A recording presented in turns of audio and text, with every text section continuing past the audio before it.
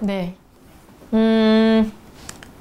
자, 청산가치 보장의 원칙에 대해서 이제 큰 그림으로 여러분과 보았고, 소득이라는 부분, 이렇게 이제 하나씩 쪼개서 여러분들과 같이 보는 거예요. 소득이라는 부분은 48페이지 교재를 보시면 설명이 나와 있죠. 소득이 결국 여기 나와 있는 거대로 일단 중요한 부분은 변제의 재원이 되는 겁니다. 변제를 할 수 있는 재원이 되는 거고, 변제의 재원으로서 우리가 통상 회생제도를 얘기할 때 말하는 부분은 이제 뭐 월급이라든지 뭐 이번 달 그 소득 부분을 많이 얘기하게 되는데, 여기서 사실 실질적으로 그 위에 나와 있는 것처럼 채무자의 재산도 변제의 재원이 될 수가 있습니다. 우리가 청산가치 보장의 원칙을 맞추기 위해서 종종 이 재산이라는 부분을 이 변제액 쪽으로 투입하는 경우들이 있습니다. 그 경우를 재산 처분에 의한 변제 계획이라고 해요. 그래서 통상은 가용소득에 의한, 여기서 나오는 가용소득에 의한 변제 계획안을 짜주는 것이 그냥 일반적인 보편적인 경우이고요.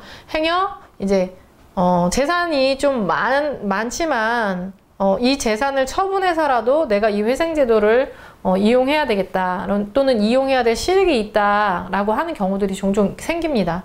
그때에는 일정 부분의 재산을 환가해서 요 변제액 쪽으로 일시에 투입해주는 그런 변제 계획안이 두 개의 그렇다고 뭐 소득 요거 가용소득 없이 요거만 이렇게 투입해서 하는 게 아니고, 가용소득은 가용소득대로 변제 계획안이 짜지면서 재산 처분에 의한 변제 계획안이 여기 이제 같이 포함이 되는 거죠.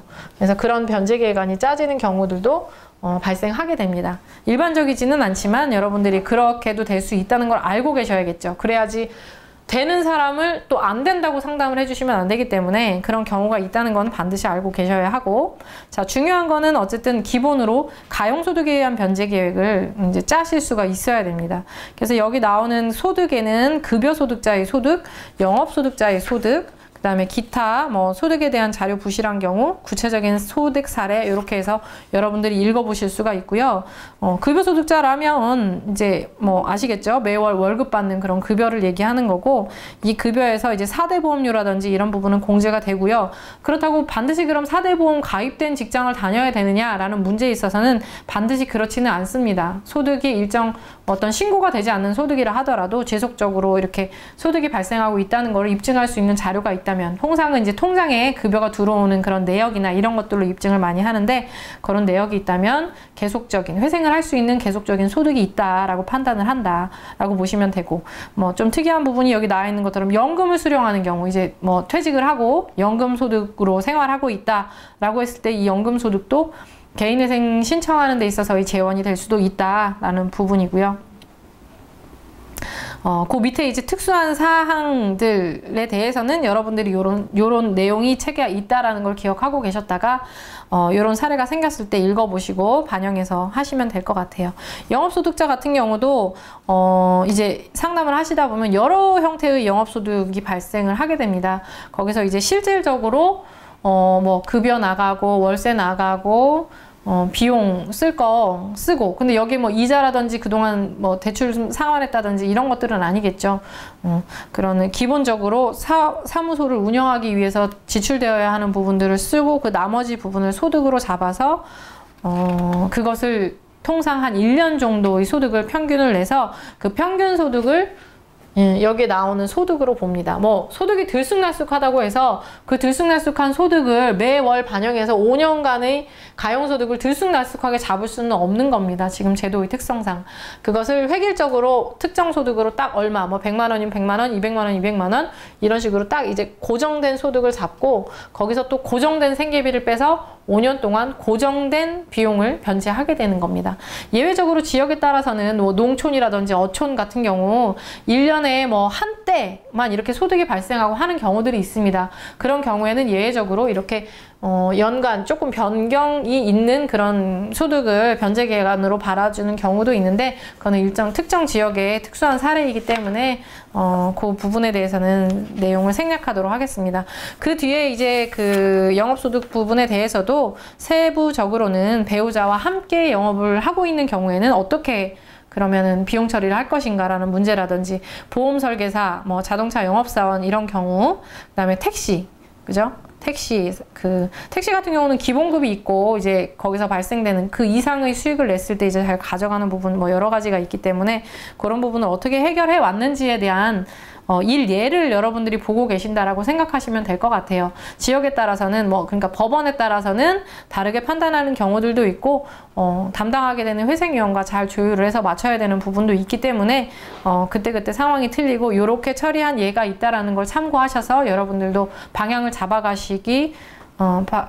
잡아가시는 자료로 활용을 해보시면 좋을 것 같습니다.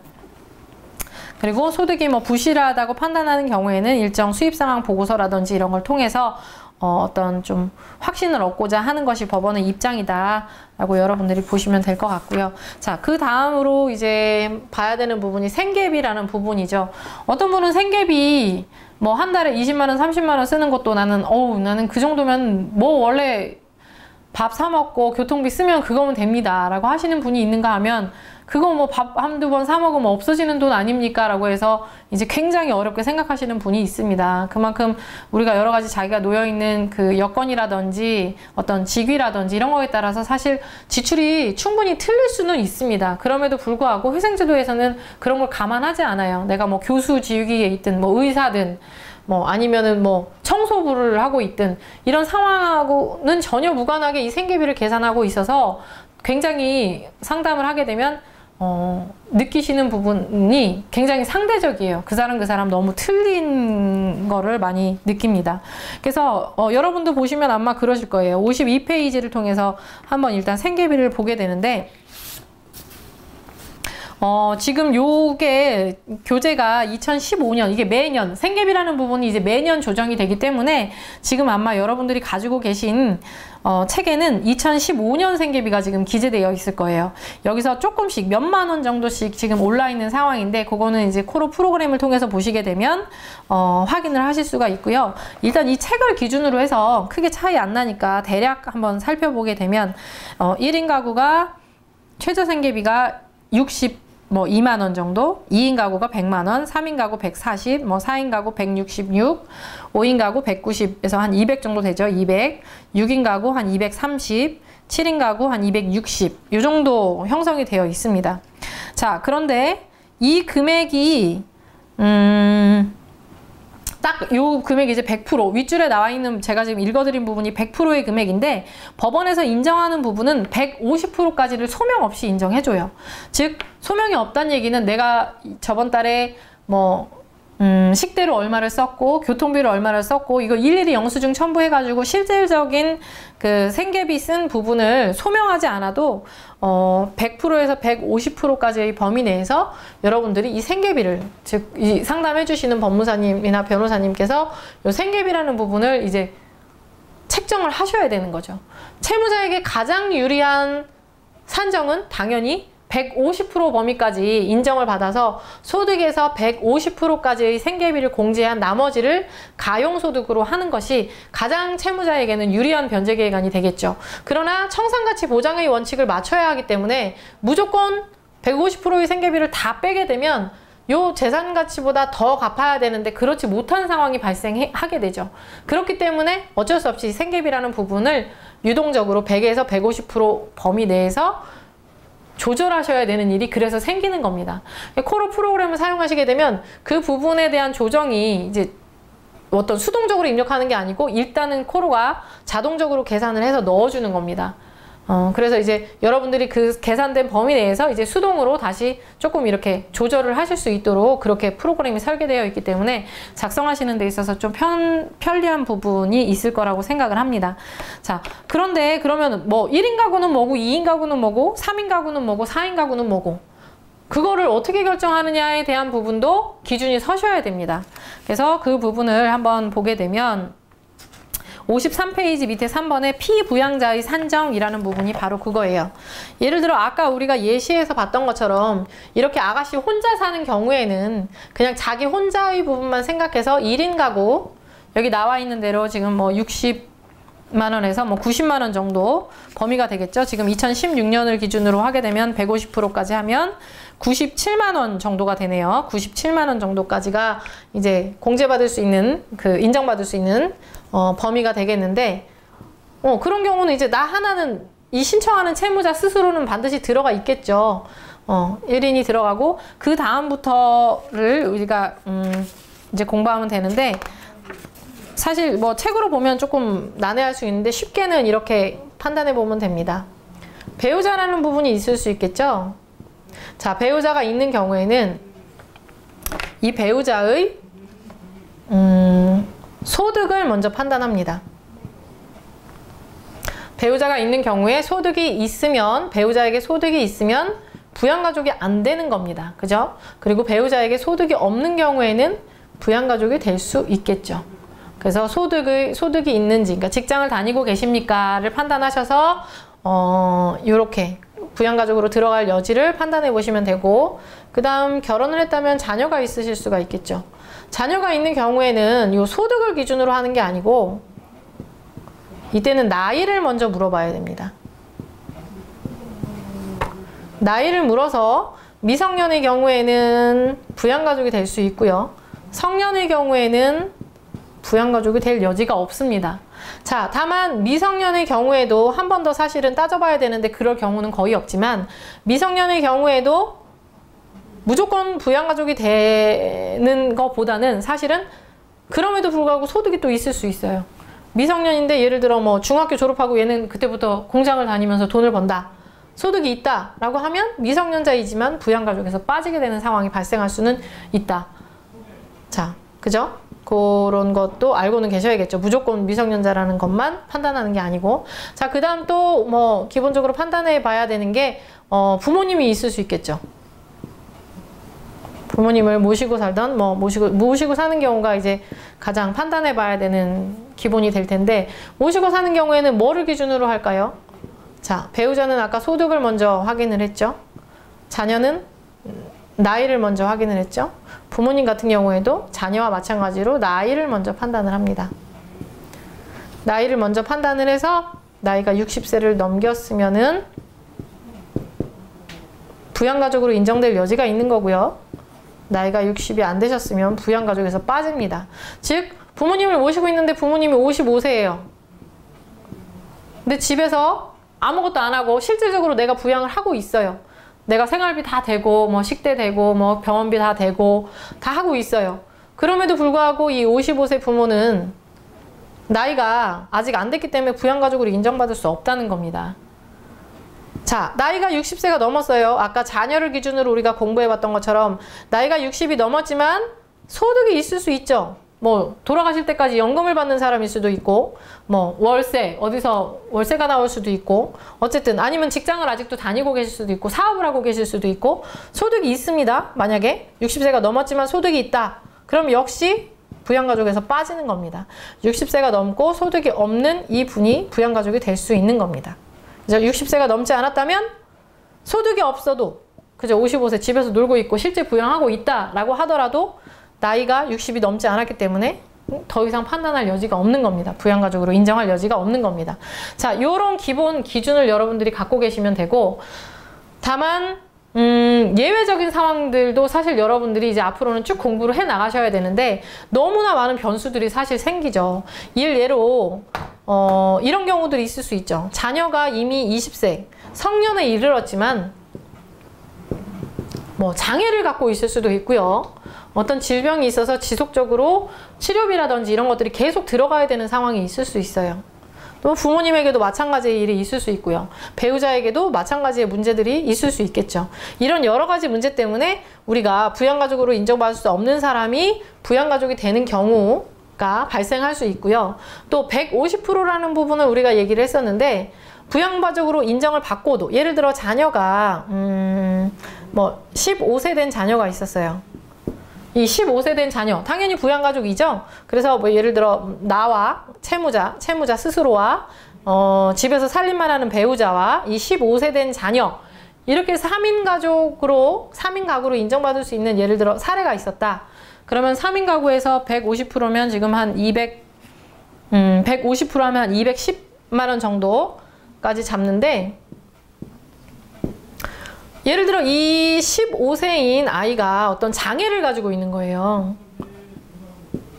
그래서 계속 뭐 언어 치료라든지 어떤 물리 치료라든지 아니면 어떤 뭐 일정 기간 안에 또 수술을 받아야 된다든지 여러 가지 문제를 가지고 있는 경우가 있을 수 있어요. 그런 경우에는 이제 그거에 대한 소명이 필요하죠. 이제는 자료가 필요한 겁니다. 이 3인 가구 150%까지 인정받는 거는 어떤 소명 자료 없이 요 기본 요건을 충족해서 인정받았지만, 남들하고 달리 이 아이에게 어떤 장애가 있다라는 이유 때문에 150% 이상의 생계비를 인정받아야 될 상황이 발생하는 거는 인정을 해줘야 되죠. 근데 이때 요거를 인정받기 위해서는 자료를 준비해야 된다는 거예요. 이제 아까는 뭐 요 150%까지는 교통비, 생활비, 뭐 식대 쓰고 이런 거 소명하지 않아도 되지만, 요거에 대해서는 이제 150%를 넘어가는 수준에 대해서는 자료를 준비하셔야 돼요. 뭐 병원비, 약제비, 뭐 이런 것들, 뭐 어디서 물리치료 받고 했던 그런 내역들, 수술비 들어가고 이런 것들에 대해서 소명을 해서 150% 이상의 생계비를 인정받을 수도 있는 겁니다. 무조건 150%가 끝이 아니고. 자, 그래서 이런 변수들이 있다는 것을 알고 계셨다가 어떤 변수가 생겼을 때는 그걸 어떤 식으로 반영해 갈지 이제 여러분들이 생각의 폭을 넓혀 놓으셔야만 반영을 하실 수가 있겠죠. 그래서 생계비 몇 가구의 생계비를 내가 책임져야 되느냐라는 기준은 여러분들이 요걸 가지고 계시면서 이제 따져보시면 되겠죠. 자, 그러면 어떤 소득이 있다고 했을 때 절대적인 금액인 예를 들어 150만 원이라는 소득을 하나 잡아봅시다. 이 소득만 이렇게 놓고 봤을 때는 우리가 이 사람이 부채가 예를 들어 뭐 얼마가 된다 하더라도 단순히 이 소득만 놓고 봤을 땐 이 사람이 회생을 해야 되겠다, 파산을 해야 되겠다 라는 판단을 사실 할 수가 없는 게 맞는 거예요. 그죠? 예를 들어 150만 원 저 소득 있어요 라고 했는데 어떤 사무실에 갔더니 소득이 있으면 파산 신청을 못 합니다 라고 해서 무조건 파산이 안 되는 것처럼 얘기를 하시는 데가 있다는 얘기죠. 자, 그런데 생각을 해보자고요. 우리가 지금 요거를 공부했으니까 우리가 소득에서 생계비를 빼서 변제할 어떤 재원, 즉 가용소득이 나와야 하는데 가용소득이 나오지 않을 수 있는 상황이 충분히 발생할 수 있는 거죠. 내가 150만 원을 지금 벌고 있는데 뭐 와이프도 어떤 딱히 직장 생활을 해본 경력이 없고 자녀는 뭐 예를 들어 둘이고 뭐 이래요. 4인 가구가 지금 아버지가 벌고 있는 150만 원으로 생활을 계속 하다 보니 여러 가지 우여곡절, 뭐 생활비도 부족하고 또 중간에 뭐 병치레도 하고 아빠가 실직된 경우도 있고 여러 가지 이런 변수들에 의해서 이 채무를 감당하는 것도 안 되지만 생활도 안 되는 상황이 있을 수 있다는 거죠. 그렇기 때문에 충분히 더 얘기를 들어보고 이 사람이 파산으로 갈지 회생으로 갈지를 사실은 판단을 해봐야 되는 거죠. 소득이 뭐 150이든 200이 됐든. 지금 아까 제가 예를 든 이 3인 가구에서 이 아이가 장애가 있고 해서 3인 가구만 놓고 봐도 아까 150%가 얼마였어요? 지금 200만 원이 된다고요. 이 남편이 예를 들어 200을 벌고 있어도 어쩌면 회생보다는 파산으로 가야 옳게 이 사람을 정말 구제해주는 그런 상황이 될 수도 있다라는 생각을 이제 하셔야 되는 겁니다. 되게 입체적으로 보셔야 되는 거죠. 표면적으로 보시면 안 되고.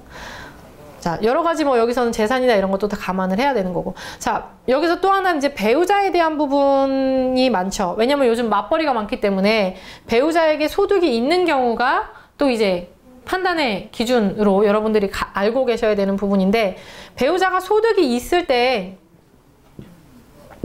물론 배우자는 이제 부양가족에서 그럼 빠지게 되겠죠. 부양가족에서 빠지면서 또 하나 영향을 미치는 부분이 있어요. 그게 뭐냐면 채무자의 소득과 이렇게 비교해봐서 예를 들어 이게 채무자의 소득이고 이게 배우자의 소득이다 라고 했을 때 배우자가 지금 더 많이 벌고 있잖아요. 그렇게 되면 이 자녀의 부양가족을 어느 쪽으로 뺄 거냐에 영향을 미치게 됩니다. 즉 이런 경우에 자녀 둘 다를 이 배우자의 그 부양가족으로 봐버리게 되면 결국은 실질적으로 우리가 4인 가족이 이렇게 한 가구를 이루고 살고 있지만 이 신청을 하는 채무자는 자기가 버는 돈, 이 돈을 전부 1인 가구에 대한 것만 공제를 받고 나머지를 변제에 투입해야 되는 상황이 될 수 있죠. 또는 내가 자녀 1명, 그리고 와이프가 자녀 1명, 이렇게 해서 2인 가구의 생계비를 공제받고 나머지를 가용소득으로 변제를 해야 되는 상황이 발생할 수 있습니다. 그래서 배우자의 소득이라는 부분은 굉장히 중요한 거죠. 그죠? 뭐 부모에 있어서도 마찬가지겠죠. 부와 모가 있을 때 어느 한 분이 충분히 소득이 발생하고 있는 상황이다라고 했을 때는 이 모가 나를 기준으로 봤을 때 부양가족으로 될 수 있는 나이나 소득이나 이런 여건은 되지만 이 부의 소득으로 봤을 때 이 부가 이 모를 부양하고 있다라고 보게 돼 버린다면 내 부양가족에서 이렇게 차단돼 버릴 수밖에 없는 상황이 발생할 수 있죠. 그래서 그런 부분도 다 여러분들이 여기서 모든 케이스를 다룰 수는 없지만 이렇게 입체적으로 당연히 뭐 법률상 판단하실 수 있다라고 봅니다.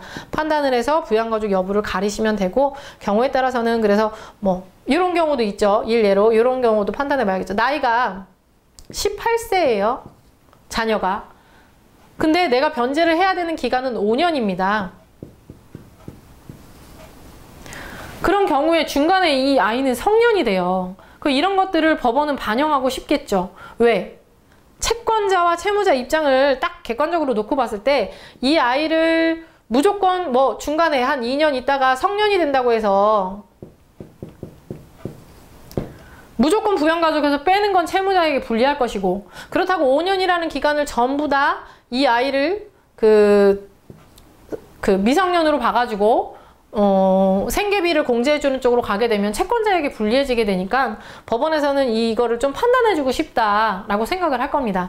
그러다 보니까 어떻게 되냐, 예를 들어 우리가 이 아이를 부양가족으로 넣어서 예를 들어 2인 가구로 넣었다 하더라도 2인 가구 150%로 인정을 해주지 않고 2인 가구로는 인정하되 그 기간만큼 그 1인 가구가 이제 되는 시점이 있죠.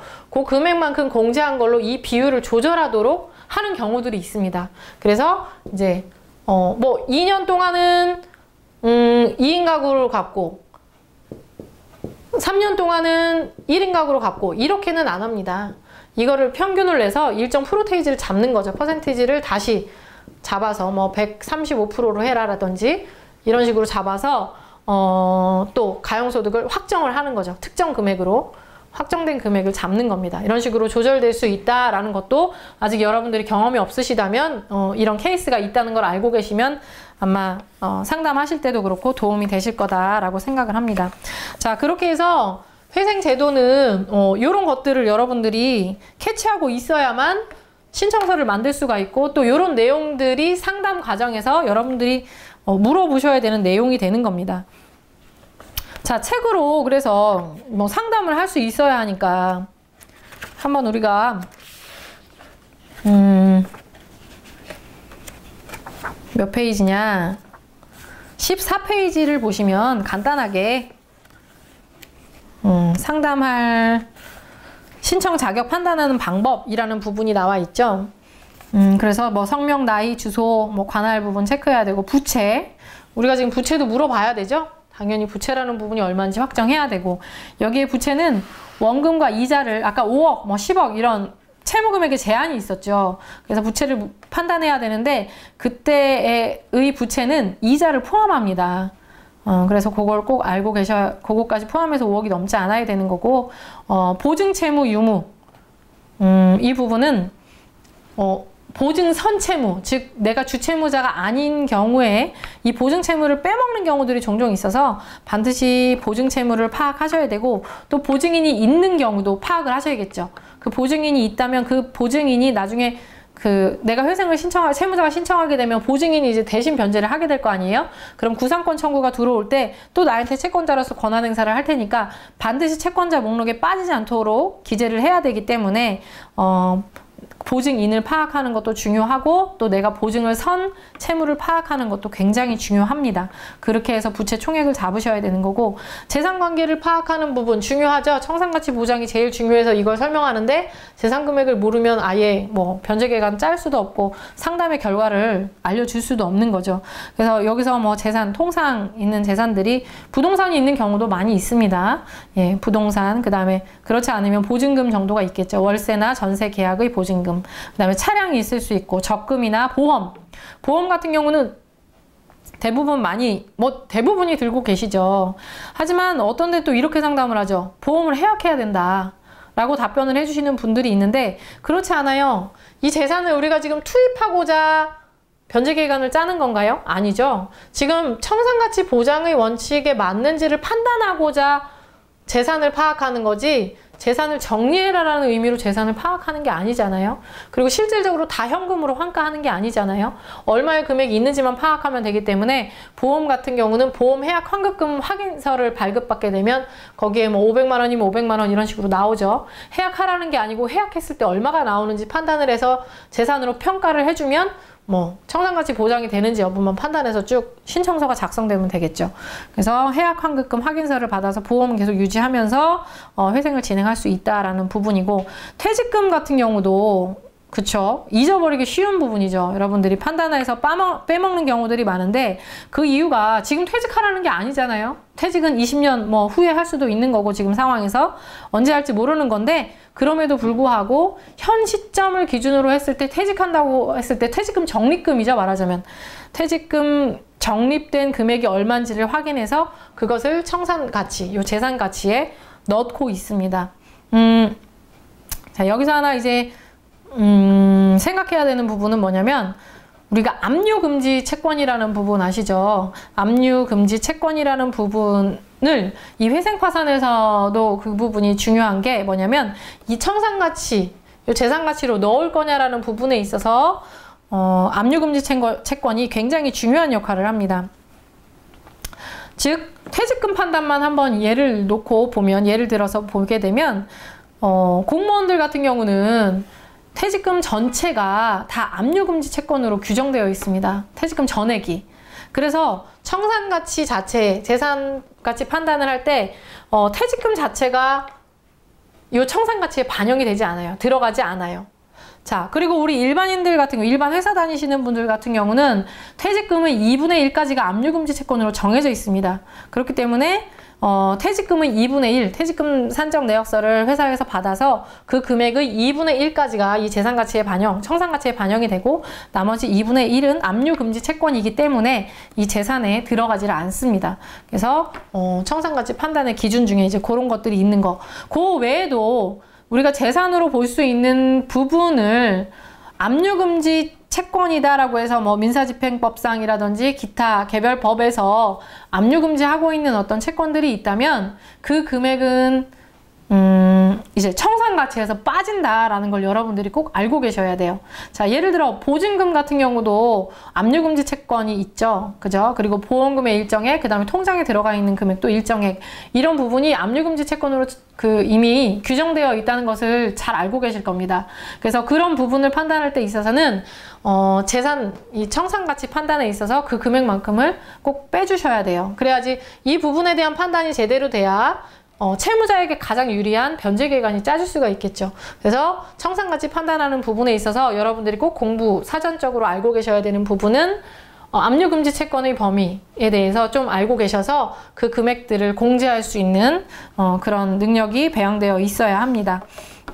그거 부분 공부하실 부분을 체크해드렸고, 뭐 기타 이제 급여에 압류가 들어오거나 하게 되면 우리가 회사에 압류 때문에 유보해 놓거나 또는 공탁되어 있는 금액들이 있을 수 있습니다. 이런 것도 일단은 이 채무자의 재산으로, 아직 채권자가 배당받아가지 않고 찾아가지 않았다면 아직은 채무자의 재산으로 봅니다. 그래서 재산 가치로 확인서 떼오라고 하셔가지고 반영을 해주시면 됩니다. 그리고 사업자, 개인 사업자들 같은 경우에 많이 빼먹는 것이 사업장 설비를 많이 빼먹죠. 예를 들어 뭐 제과점이다 라고 하면 제과점 내에 있는 기계, 뭐 빵 만드는 기계들도 있을 수 있고, 뭐 여러 가지 그 인테리어한 시설들, 뭐 진열장이라든지 이런 것들이 있을 수 있겠죠. 이런 것들, 의자, 뭐 가구들, 이런 거, 냉장고, 뭐 이런 것들을 환가해서 그런 설비들을 목록화 해가지고 역시 재산으로서 파악을 해야 됩니다. 네, 그런 부분들을 가끔 빼먹어서 이제 그런 기계나 이런 것들이 좀 비싸면 또 금액이 좀 나갈 수 있겠죠. 그런 것들도 잊지 않고 파악을 하시면 될 것 같고요. 아까 소득, 변제의 재원으로서의 소득에 대해서는 여러분들과 간단하게 봤습니다. 그 다음 가족관계 파악도 봤죠? 어떻게 해서 가족을 쭉 편하게 물어보셔야겠죠. 뭐 결혼을 하셨나요? 자녀분은 있으신가요? 뭐 사모님은 지금 뭐 어떤 일을 하고 계신가요? 이런 부분들을 이제 편하게 쭉 상담을 이끌어내셔서 여러분들은 객관적으로 이제 그런 내용들을 바탕으로 이런 결과물들을 뽑아내셔야겠죠. 그래서 회생이나 파산의 판단 또는 변제할 금액에 대한 판단 이런 것들을 상담을 통해서 계속 머릿속으로 정리를 해 나가시면 됩니다. 자, 그렇게 해서 이제 요거를 본 이유가 신청서의 구성을 봐야겠죠.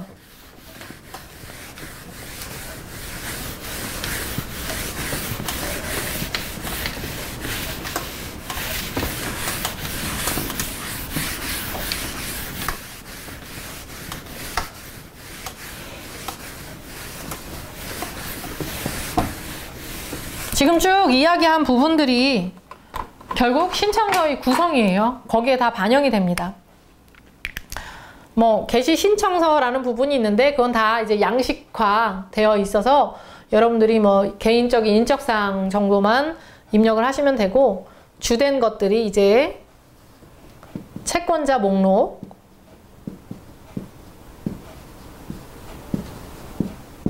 그래서 우리가 아까 채무를 파악해야 된다고 했죠. 근데 채무에 거기에 뭐 5천만 원, 뭐 6천만 원, 뭐 이렇게 딱 금액만 딱 기재하는 것이 아니고 어느 채권자, 이 채권의 특징은 뭐고 얼마이고 언제 대출을 받았고 어떤 성격을 갖고 있고 이런 것들을 목록으로 정리해 주는 겁니다. 그죠? 일반인들이 그냥 자기가 개인적으로 하려고 하면 쉽지 않은 부분이 될 수 있겠죠. 이제 여러분들은 소장이라든지 이런 거, 이제 이 채권자 목록이 어떻게 보면 나중에 이제 그 집행권원이 될 수 있는 부분인 거예요.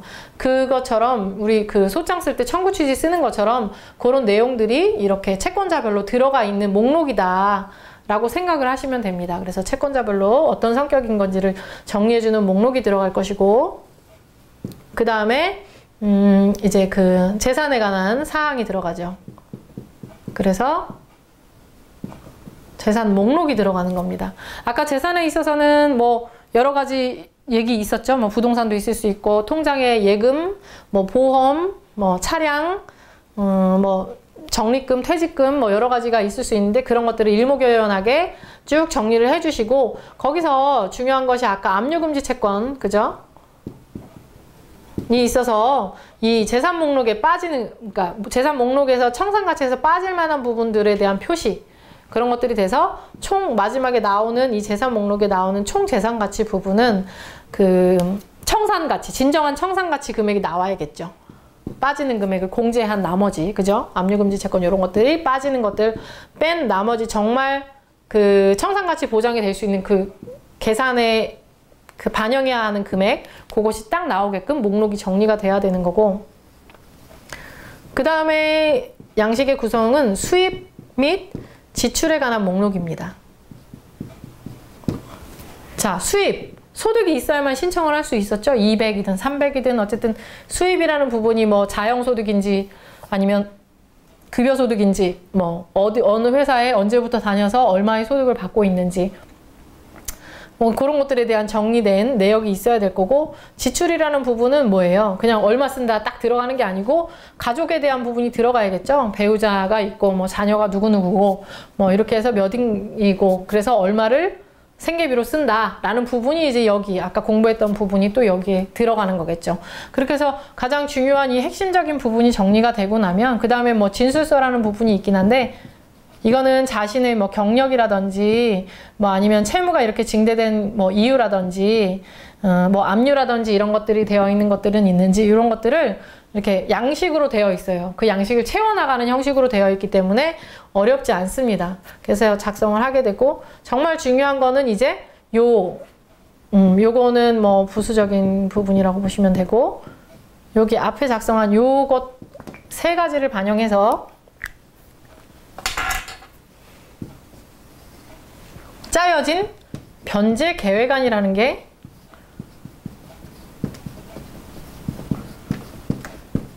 이제 제일 중요한 부분이겠죠.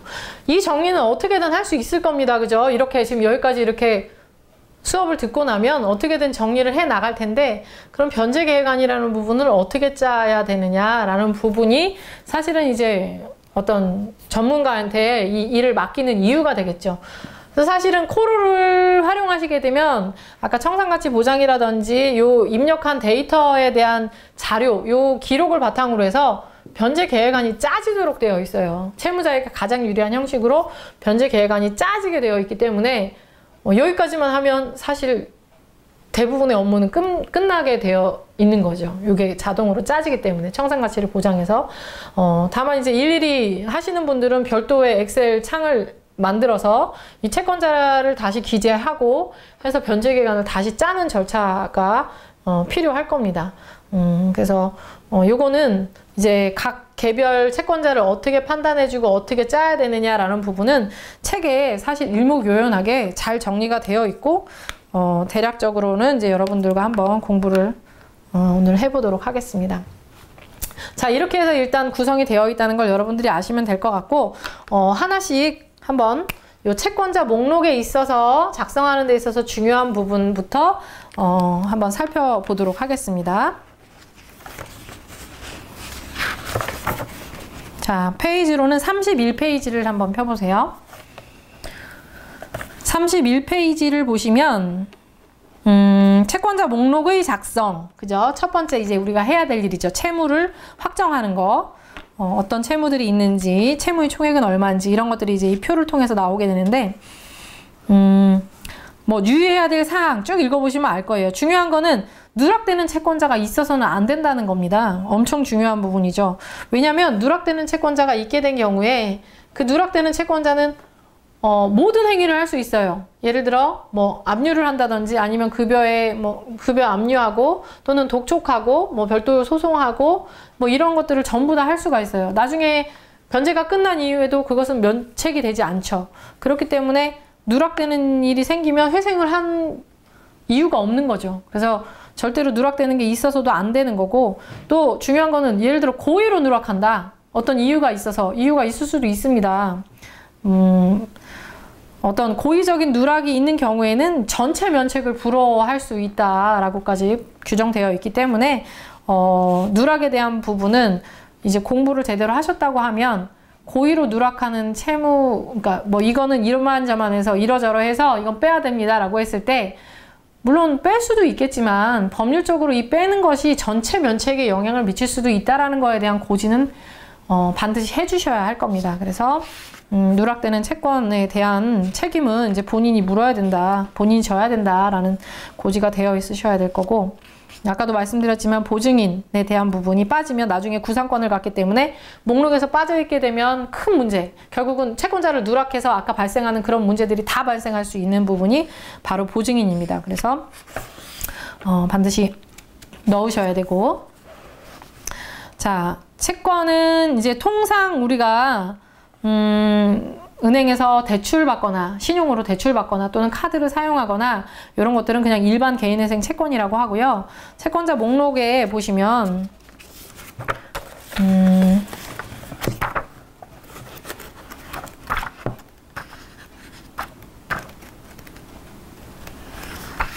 여기 뒤에 한번 작성되어 있는 목록의 예를 보시면 90페이지를 한번 보세요. 그러면 이런 양식으로 되어 있어요. 1번, 2번, 뭐 7번, 10번 이렇게 지금 잘라져 있는데 1번 김영자 이렇게 해가지고 2010년 뭐 보증금 채권의 성격이, 그 다음에 원금 얼마, 뭐 이자율 얼마 이런 식으로 산정 기준일 언제, 자료는 뭐 이런 식으로 이제 주소 쓰고 이런 식으로 기재가 되어 있는 겁니다. 이렇게 정리하는 모든 채권자를 이런 식으로 정리를 하시면 되고, 이제 몇 가지 특이하게 작성해야 되는 부분들을 여러분들이 알고 계셔야 돼요. 그게 뭐냐면 이제 요 페이지하고 같이 이렇게 넘겨서 보시면서 보면 물론 뒤에 다 작성 방법이 나와 있어요. 지금 그냥 작성된 걸로만 보시게 되면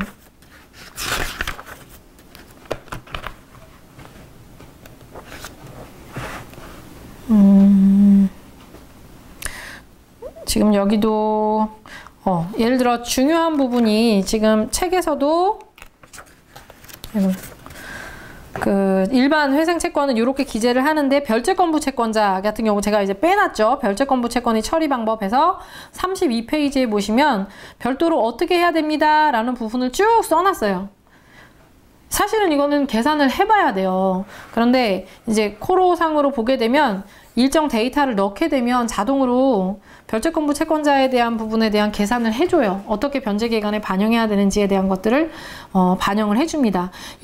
요런 문제가 왜 생기는지만 일단 설명을 드리게 되면 별채권부 채권자는 여기 나와 있는 것처럼 유치권, 질권, 저당권, 전세권이 설정되어 있는 경우의 채권자들을 얘기합니다. 이 채권자들은 이 별채권이라는 부분을 회생채권, 이 회생제도 진행과 무관하게 행사할 수 있는 권리를 계속 가지고 있어요. 이제 그 부분이 이런 사람들을 별도로 다르게 처리해주는 이유인데 채권자 목록에 그렇다고 뺄 수는 없습니다. 별채권을 행사할 수 있다. 즉 예를 들어 부동산에 저당권을 설정해놨다라고 했을 때 이 사람이 경매할 권한을 가지고 있는 거죠. 경매를 신청할 수 있습니다. 자, 그랬을 때 경매를 신청해서 거기서 배당받지 못하는 남는 자녀 채권이 존재할 겁니다. 이 부분을 회생해서 어떻게 줬으면 좋겠습니까? 라는 부분을 이제 이 변제 계획 안에 반영을 해 놓는 것이 이제 우리 전문가들이 해야 될 일인 겁니다. 그래서 그 계산을 어떻게 할 것이냐라는 부분이 이제 여기 쭉 설명이 되어 있는 겁니다. 그래서 그냥 간단히 설명을 드리면 계산을 뭐 일예로 들어서 하지 않고 간단히 설명을 하면 이제 시가가 있겠죠. 어떤 물건, 담보를 잡고 있는 물건의 시가의 70% 정도를 이제 보고 그 금액에서 별채권, 여기 나와 있는 것처럼 별채권 행사 등으로 변제가 예상되는 채권 금액을 또 계산을 합니다. 그래서 그 변제가 예상되는 채권 금액이 아닌 별채권 행사 등으로도 변제받을 수 없을 채권액으로 예상한 금액, 4번에 나와 있는 금액이겠죠. 4번, 지금 33페이지의 그 표를 보고 하는 겁니다. 33페이지의 표에 보면 1번 외환은행 채권자는 별채권 행사 등으로 변제받을 수 없는 채권액이 0이에요. 이 경우에 이 0은 채권자 목록에 기재는 됐지만 변제 예정액표로 넘어가게 되면 변제 계획 안에 변제받을 수 있는 금액이 0으로 남아요. 하지만 신라저축은행은 지금 2순위 채권자인 것 같아요. 그죠? 2순위 채권자. 선순위가 별채권 행사에서 다 받아가고 남는 부분에서 일정 부분 배당을 받고 별채권 행사로 변제받을 수 없는 금액이 이 사람의 지금 채권이 2억 8천만 원인데 그 중에서 1억 3,500만 원 정도는 배당을 못 받을 수도 있을 것 같다라고 계산을 한 겁니다. 지금. 그래서 그 계산한 금액 1억 3,500이 이 변제 계획안 쪽에 와서 그 5년 동안 나눠서 변제해야 되는 그 원 채무 금액으로는 이제 2,800이 반영되는 것이 아니고 1억 3,500이 이쪽에 반영이 돼서 안분 배당이 들어가게 되는 겁니다. 또 하나 이제 이런 별채권부 채권자의 변제 계획안에서 처리에서 좀 차이점은 확정 채권이 아닌 미확정 채권으로 처리를 한다는 거예요. 그 얘기는 뭐냐? 확정 채권이라는 것은 변제를 해줄 때 5년 동안 돈을 이제 매월 넣게 되거든요. 매월 돈을 넣게 되면 그 돈을 매월 채권자들에게 다 분배를 해줘요. 그런데 미확정 채권으로 처리되는 채권자는 이 금액이 확정될 때까지는 그냥 유보를 해 놓게 되는 겁니다. 확정되는 시기는 언제가 되겠어요? 별채권 행사가 돼서 별채권 행사를 통해서 그 남는 확정되는 채무액이 정해지면 그 금액이 이 회생제도 안에 반영이 되는 시점부터가 확정되는 시점이 돼서 그때부터 분배를 해주게 되겠죠. 그 전에는 계속 예상됐던 그 금액을 유보를 해놓는 겁니다. 즉 여기 나와 있는 신라저축은행에 대해서 1억 3,500에 대해서 쭉 배당해놨던 돈 1억 3,500을 그 채무 전체 비율 대비로 그 안분해놨던 부분을 가지고 있다가 그것을 확정되는 시기에 다시 배당을 해준다라는 부분이 이제 큰 차이점이 되겠습니다. 자, 소액 그 뒷장 34페이지 넘어가면 이제 뭐 소액 임차인의 최유선 변제금액 요거를 표로 넣어놨는데 별채권부 채권에서도 또 이게 의미가 있는 것이 이제 여러분도 아시겠지만 어떤 설정 행위를 해놓지는 않았지만 그 이제 보호받을 수 있는 범위를 우리가 법이 정하고 있죠. 그 경우에는 별채권부 채권에 준해서 임차인에 대해서도 처리하는 경우가 있는 거죠. 이제 대항력을 가지고 있는 경우, 그죠? 그리고 대항력을 가지고 있을 때는 이제 소액 임차인의 범위, 최우선 변제 범위에 들어가야 될 것이고, 또 확정일자를 받아서 우선순위를 확보하고 있는 경우에는 별채권부 채권자와 마찬가지로 이제 그 순위를 적어서 변제계획안에 반영을 해주면 됩니다. 자, 그렇게 해서 별채권부 채권에 대한 부분을 봤고, 유보금에 대한 부분, 이런 부분도 설명을 해드린 거고요. 36페이지. 그 다음에 보증채무. 제가 계속 강조를 하고 있지만, 보증채무가 이제 내가 보증을 선 채무인데, 왜 이거를 많이 빼먹냐면, 주채무자가 잘 갚고 있기 때문에 빼먹는 겁니다. 주채무자가 지금 돈을 잘 갚고 있으면, 지금 나한테 상담을 온 채무자는 내가 보증 섰다는 것 자체를 잊고 있는 경우들이 굉장히 많아요. 그랬다가 언제 문제가 생기냐, 회생이 통과돼서 2년, 3년 이렇게 변제하고 있는데 갑자기 주채무자가 그때 회사를 퇴직하는 바람에 변제를 못하게 되는 거예요. 회사에서 잘려서, 사업이 망해서. 그렇게 되면 그 2년, 3년 뒤에 가서 내가 이거 보증 선거 때문에 또 이렇게 날라왔는데 어떻게 해야 되죠? 라고 하는데, 이미 회생이 인가나서 통과된 상황에서는 그 보증선 채무, 그래서 나한테 지금 변제하라라고 날라온 그 채무를 다시 채권자 목록에 반영할 길이 없어요. 결국은 다 반영을 하려면 다시 처음부터 그 채권을 넣고 회생을 다시 신청하는 방법밖에 없는 건데, 그럼 그동안 지금까지 갚아온 게 아무 의미가 없게 되는 상황이 될 수가 있는 거죠. 그래서 반드시 현재 이렇게 튀어나와서 나한테 독촉이 있는 보증 채무가 아니다 하더라도, 내가 얼마 전에 보증 선 것이 있다면 반드시 그것도 확인을 해서, 주채무자가 잘 갚고 있다 하더라도 내 채권자 목록에 반드시 그 채권자를 넣어서 나중에 어떤 불상사가 생기지 않도록 조치를 하셔야 된다라는 거를 기억하고 계시면 되는 거고, 그 다음에 6번으로 넘어가서 보증인이 있는 채무의 처리 방법에서도 보시면 지금 6-1 이렇게 표시되어 있죠. 대한생명보험에 대한 대출에 대해서 박보증이라는 사람이 나를 위해서, 내가 보증을 선 게 아니고 내가 주채무자 940 얼마를 썼고 박보증인이 직장 동료인데 나를 위해서 보증을 해준 겁니다. 그럼 이 사람한테 이제 대한생명보험은 내가 회생에 들어갔을 때, 아까 워크아웃은 어떻다고 했죠? 워크아웃은 내가 워크아웃 신청을 하게 되면 이 보증인에 대한 독촉을 중단해요. 그죠? 보증인이 다리 뻗고 잘 수가 있는데, 회생 같은 경우는 내가 이 회생을 신청하게 되면 변제 금액이 매달 대한생명보험으로 들어갈 것임에도 불구하고 대한생명보험에서는 박보증에게 변제 청구를 할 거예요. 그렇기 때문에 박보증은 시달리다 결국 대한생명보험에다가 돈을 갚을 수밖에 없겠죠. 그랬을 때 박보증이 이 회생제도 내에서 대한생명보험을 대신해서 대한생명보험에 배당되어 있던 돈을 배당받아 가야 될 거 아니에요? 그렇기 때문에 박보증이 반드시 표시되어 있어야 됩니다. 채권자 목록에 반드시 이렇게 6-1 가지번호를 달아서 표시하시고, 변제 계획 안에는 대한생명보험만 일단 들어가 있습니다. 하지만 박보증이 나중에 변제를 하고 변제된 것을 법원에다 제출하게 되면 대한생명보험에 짜졌던 변제계획안의 그 배당금이 이제는 박보증에게 지급이 되고 대한생명보험에게는 더 이상 지급할 필요가 없어지게 되는 거죠. 그렇게 해서 처리된다는 내용이 지금 교재에 다 나와 있는 겁니다.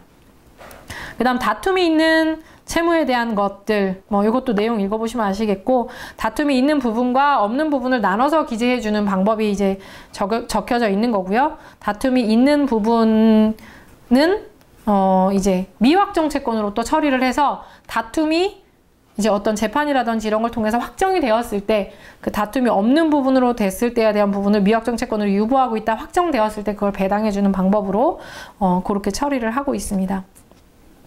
자, 전부명령이 확정된 채권의 처리라는 부분도 이제 여러분들이 종종 맞닥뜨리게 될 텐데, 이 부분은 회생 제도가 시행되는 초기에는 이제 가장 문제되는 부분 중에 하나였죠. 전부명령은 어때요? 전부명령은 이제 예를 들어 채무자에게 전부명령 결정이 확정됐으면, 급여에 예를 들어 압류가 들어와서 전부되고 있는 상황이다라고 하게 되면 급여의 일정 금액을 채권자가 가져가고 있는 상황인 거죠. 그랬을 때 이 채무자는 그거를 이제 건드릴 수가 없잖아요. 전부명령이라는 자체가 어떤 양도의 효력을 갖고 있기 때문에 그냥 그대로 양도돼 버리고 그 나머지 남은 금액을 가지고 어떤 제도를 이용하려고 했을 때는 회생제도가 통과되기 어려운 그런 상황들이 굉장히 많았어요. 그 전부 채권자만 또 혼자 다 가져가게 되는 그런 상황이 되고, 그래서 나중에 이제 그 2006년도에 아마 개정이 됐을 겁니다. 개정이 되면서는 전부명령에 대한 특칙을 넣었어요. 그래서 이 회생제도를 신청하게 되면 인가시에, 신청할 때가 아니고 인가가 날 시점에 이미 확정된 전부명령에 대한 효력조차도 실효시키도록 법을 개정했습니다. 그래서 실질적으로 이제 전부명령이 있다 하더라도 전부명령이 없어질 걸 전제로 해서 회생제도를 신청을 해서 그 전부명령권 채권자까지 포함한 변제기간을 짤 수가 있습니다. 다만 주의해야 될 것은 전부명령이 그 실효되는 시기가 개인회생의 인가시죠. 인가시이기 때문에 인가가 나기 전에는 미확정 채권으로 일단 처리를 했다가 인가 이후에 확정 채권으로 변경을 해줘야 되는 상황이 생깁니다. 그래서 변제기간이 다시 들어가야겠죠. 그러니까 인가시까지는 여전히 전부명령권자는 전부권을 행사할 수 있다는 겁니다. 자, 그래서 그 부분에 대해서 여러분들이 조금 다르게 채권자 목록에도 그렇고 변제기간에도 그렇고 다르게 처리된다라는 부분을 기억하고 계시면 될 것 같아요. 재산 목록에 있어서도 특이한 부분들이 이제 항상 지금 책에 나와 있는 부분이 뭐 100%는 아니지만 이런 경우엔 이렇게 처리됐었다라는 일례로 여러분들이 생각하시면 돼요. 왜냐면 사실은 아직 법원마다 판단하는 방법과 그걸 어떻게 반영을 해라 라고 하는 부분에 있어서 조금씩 차이를 보이고 있습니다. 그래서 여기 나와 있는 부분이 100% 딱 정답이다 라기보다는 이렇게 처리한 거를 기준으로 일단 들어가시면 법원에서 어떤 요거는 어떻게 변경해야 된다라든지 보정 권고가 내려질 겁니다. 그럼 그거에 따라서 조정될 여지가 있다는 것을 충분히 감안하고 여러분들이 또 상담을 하셔야 됩니다. 그래서 부동산이 있는 경우에 처리. 초창기에 제일 많이 문제됐던 부분이 뭐냐면 아까도 말씀드렸지만 부동산에는 이미 이런 채무자들이 부동산이 깨끗할 리가 없죠. 이미 대출을 다 담보대출을 받아서 뺐을 수 있는 데까지 뺐었을 거예요. 근데 문제는 뭐냐면 회생 채권자 목록에 이 별채권부 채권자가 들어간다고 해서 어떤 분은 어떻게 상담을 하셨냐면 여기 회생제도 내에서 돈을 갚는 거기 때문에 집이 경매 안 넘어갑니다. 그냥 그 집에 사시면 됩니다. 회생해서 다 갚아주면 나중에 이제 5년이 지나고 나면 면책되는 겁니다. 이렇게 상담을 해가지고 안전한 걸로 상담하시는 분들이 있어요. 잘못된 거죠. 별채권부 채권자는 여전히 별채권을 행사할 수 있는 권리를 가지고 있다라고 말씀드렸죠. 그래서 이 채권자 목록에 표시는 되어 있지만 이 별채권부 채권자, 즉 부동산의 담보를 갖고 있는 근저당권, 뭐 전세권 이런 것들을 갖고 있는 채권자는 경매를 신청해서 환가해 갈 수가 있어요. 그렇기 때문에 집이 경매로 넘어갈 수도 있다는 얘기죠. 그걸 알고 신청을 했어야 되는데 법무사무실이나 변호사무실에서 잘못 상담해 주는 사례가 초창기에는 종종 있었어요.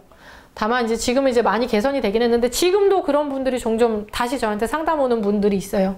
경매 넘어가는 걸 나한테 얘기 안 해줘서 지금 큰일 발등에 불이 떨어졌는데 어떻게 해야 되냐 뭐 이런 상담을 하시는 경우들이 있는데 반드시 사전에 별채권 행사가 될 수 있다라는 부분을 고지를 해주셔야 됩니다.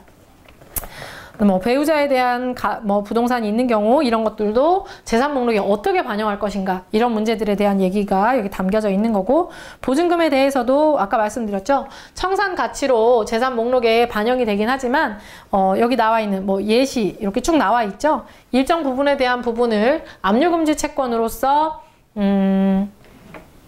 우리가 청산 가치에서 뺄 수 있는 부분이 있다라는 거를 이제 말씀드렸습니다. 자, 여기서 하나 또 우리가 곁가지로 봐야 되는 부분이 뭐 압류금지 채권으로서 청산 가치에서 빠지는 부분도 있지만 또 하나 이제 봐야 되는 부분이 면제재산 신청이라는 거를 한번 여기서 볼게요.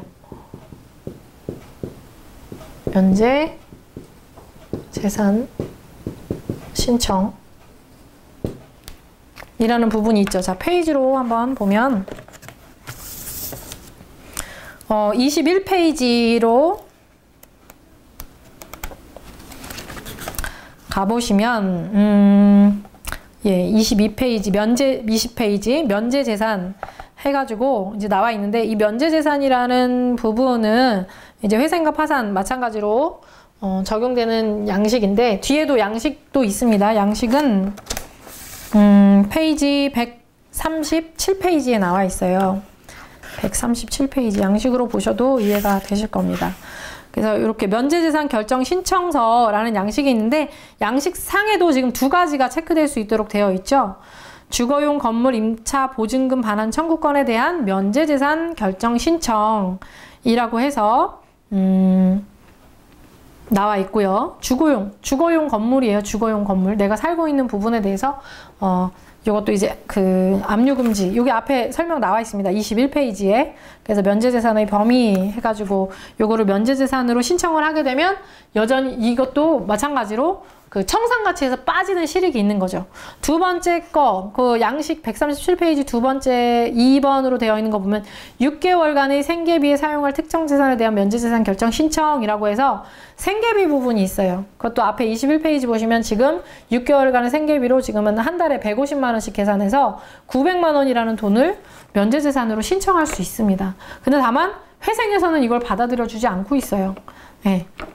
파산에서는 이제 면제재산 신청을 해서 청산해야 될 재산에서 이제 면제를 해서 그것을 이제 청산가치에서 빼고 있는 거죠.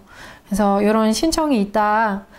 그래서 요거를 활용해야 될 상황이 있다. 그래서 재산 목록 작성할 때는 내가 면제재산 신청해 줘야 되는 대상 재산이 있는지 판단하셔서 면제재산 결정 신청을 해야 될 대상이 있으면 신청을 해서 청산가치에서 빼줘야 이제 정확하게 계산이 나오겠죠. 그래서 그 부분 한번 여러분들이 눈여겨보시면 될 것 같고 45페이지 그 보증금 처리 부분에도 이제 그것과 맞닿아 있는 겁니다. 거기다 쪽수를 써놓으시면 될 것 같고요. 보험 부분에 대해서도 아까 말씀드린 대로 뭐 해약해야 되는 문제 이런 것들 그렇지 않다. 어떤 부분이 청산가치로 반영되느냐라는 부분들에 대한 설명입니다. 여러분들이 쭉 읽어보시면 되고 해약하라는 거 아니라는 거 중요한 거는 그 다음에 퇴직금에 대한 부분도 제가 아까 말씀드렸죠. 중요한 부분들 압류금지 채권에 대한 부분 2분의 1 뭐 전체 이런 것들 다시 되새겨 보시면 될 것 같고 가압류 적립금, 공탁금, 면제재산 결정 신청 이런 것들을 재산 목록 작성 시에 여러분들이 반드시 살펴봐야 될 부분이다 라고 여러분들이 보시면 될 것 같아요. 자, 이렇게 해서 소득에 대한 부분은 아까 봤고요. 피부양자 산정 이런 부분 봤고 자 이제 그러면 잠깐 쉬고 절차 부분을 한번 여러분들한테 도외를 해드리도록 할게요. 절차 부분을 또 알아야 어떤 단계로 진행되는지 여러분들이 이해하실 수 있을 겁니다. 잠깐 쉬고 제가 지워 놓겠습니다. 그러면 잠깐 쉬시고 절차 부분 보겠습니다.